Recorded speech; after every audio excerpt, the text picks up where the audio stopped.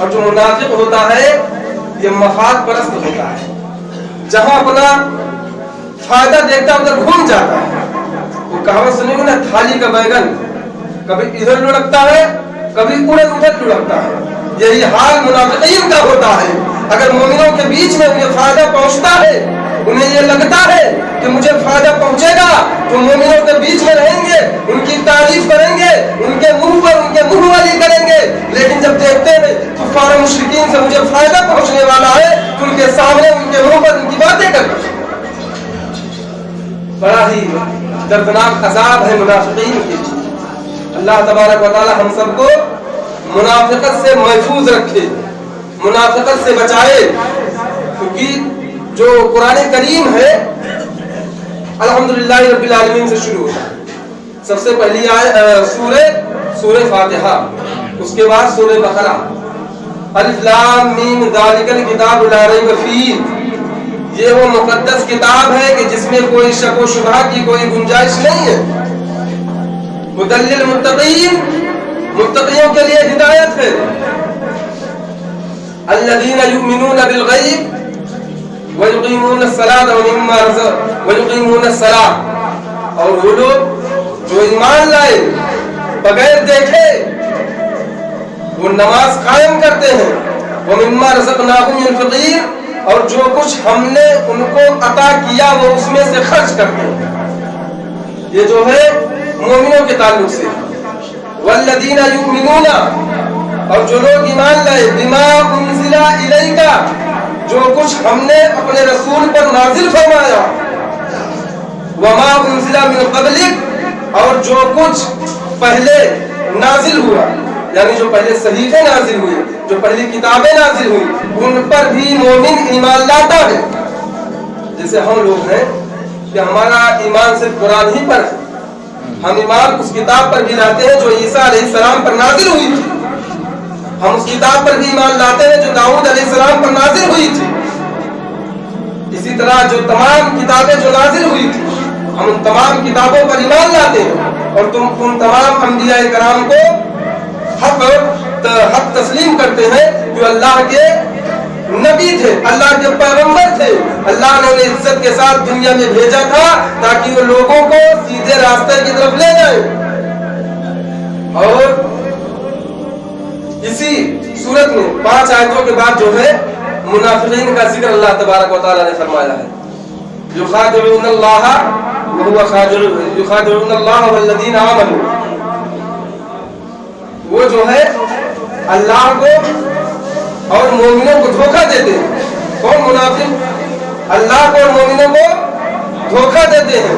وما یخدعون الا انفسهم وما یشعرون، لیکن ایسا نہیں ہے، وہ دھوکہ اپنے آپ کو دیتے ہیں اس لیے انہیں شعور نہیں ہے۔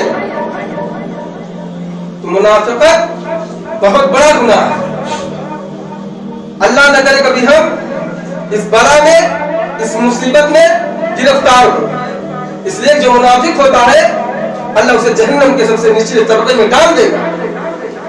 اس لیے جو دل میں ہو وہی زبان پر ہونا چاہیے، ان کے منہ پر ان کے والی، ان کے منہ پر ان کے والی، ایسا نہیں ہونا چاہیے۔ اور اللہ تبارک و تعالی حدیث پاک میں اللہ کے نبی نے 3 نشانیاں بیان کی۔ آیت المنافقین ثلاثۃ، منافق کی 3 نشانیاں۔ پہلی یہ کہ وہ جب بھی بولے گا جھوٹ ہی بولے گا، وہ سچ نہیں بولے گا، ہمیشہ وہ جھوٹ ہی بولے گا، سچ اس کے زبان سے آئے گا ہی نہیں، ہر بات میں جھوٹ بولتا ہوا نظر آئے گا۔ یہ پہلی نشانی اللہ کے نبی نے منافق کی بیان کی، اور یقیناً جھوٹ بولنا بہت بڑا گناہ ہے۔ اللہ کے نبی صلی اللہ علیہ وسلم جب معراج میں تشریف لے گئے تھے تو دیکھا کہ کچھ لوگوں کے جسم کی چمڑیاں کھینچی جا رہی تھی، تو اللہ کے نبی نے سدرۃ المنتہا جبریل امی سے پوچھا، جبریل یہ کون لوگ ہیں؟ تو جبریل امین عرض کرتے ہیں، یا رسول اللہ صلی اللہ علیہ وسلم یہ آپ کے امت کے وہ لوگ ہیں جو بات بات پر جھوٹ بولا کرتے ہیں۔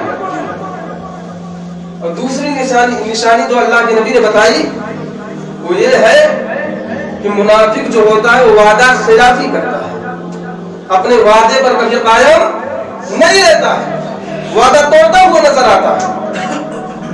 اور ایک حدیث پاک ہے کہ جو مومن ہوگا، جو سچا مومن ہوگا، وہ اپنے وعدے کو پورا کرتا ہوا نظر آئے گا، وعدے کے ساتھ وفا کرے گا۔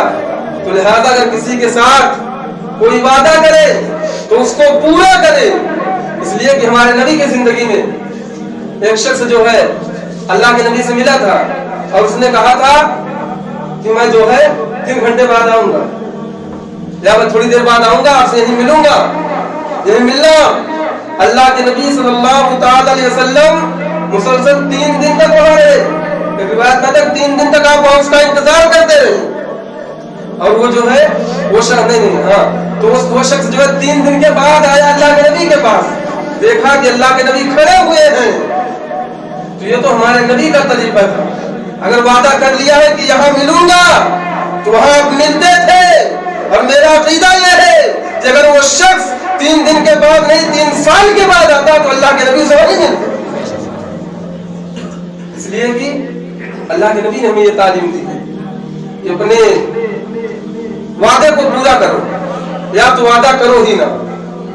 وعدہ خلافی یہ مومن کی شان نہیں ہے، بلکہ مومن کی شان تو یہ ہے کہ جو وعدہ کرے اس پر کھڑا اترے، اس پر قائم رہے۔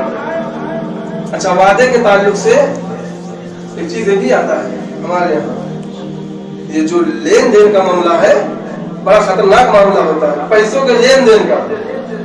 ایک انسان کو ضرورت ہوئی، گیا کسی کے پاس، بھائی میرے پاس یہ پریشانی ہے، اتنی مصیبت میں گرفتار ہوئی، ایسا کر کچھ مدد کر دے میری، میں تجھے 2 مہینے کے اندر یا 3 مہینے یا سال بھر 2 سال کے اندر تیرا پیسہ چکتا کر دوں گا۔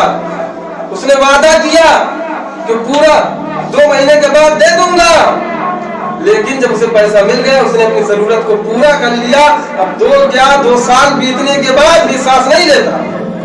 یہ بھی وعدہ خلافی میں شمار کیا جائے گا، یاد رکھنا۔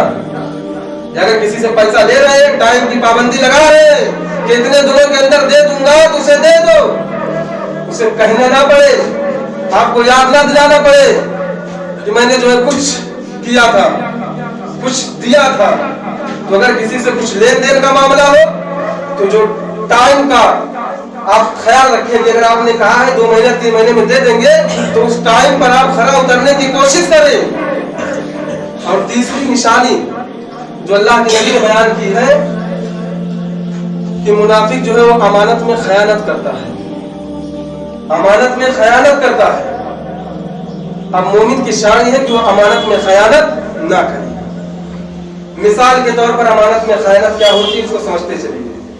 اب کسی نے مجھے 2000 روپے دیے اور کہا ماں صاحب اس کو 2000 روپے رکھے رہیے، ہم جو ہے 15 دن کے بعد آ کے لیں گے۔ اب 2000 روپیہ مل گیا، ہم سے چلے جائیں کہیں ٹہل گھوم کے چلے آئے، پیسہ خرچ کر کے چلے آئے۔ اب وہ 15 دن کے بعد جب آیا جب پیسہ مانگنے کے لیے ہمارے پاس تو پیسہ خرچہ ہو گیا۔ اب اسی کو کہتے ہیں امانت میں خیانت کرنا۔ لہذا اگر کوئی تم کو کوئی امانت دے اور سمجھ لینا انسان ہمیشہ امانت اسی کو دیتا ہے جس کو سمجھتا ہے کہ بھروسے کے لائق ہے، یہ میری باتوں پر کھڑا اترے گا، اس کے پاس میری امانت محفوظ رہے گی، اسی کو آدمی امانت دیتا ہے۔ تو لہٰذا اگر کوئی امانت دے کچھ رکھنے کے لیے تو اس میں خیانت مت کرنا، اور امانت میں خیانت کرنا یہ منافقوں کی نشانی ہوتی ہے، منافقین کی علامت ہوتی ہے، منافقین کی پہچان ہوتی ہے۔ اور مومن کی پہچان یہ ہے کہ وہ امانت میں کبھی خیانت نہیں کرے۔ اسی طرح یہ پیسے کا معاملہ نہیں بلکہ زمین و جائیداد میں بھی یہی چلے گا۔ کسی نے کیا کہتے ہیں وہ زمین تھی اس کے پاس، اس نے کہا کہ 2 سال کے لیے میں آپ کو دے رہا ہوں، 2 سال کے بعد جو ہے آپ سے لے لوں گا۔ اب آپ 2 سال میں اس پر قبضہ جما کر کے بیٹھ جائیں، یہ بھی امانت میں خیانت شمار کیا جائے گا۔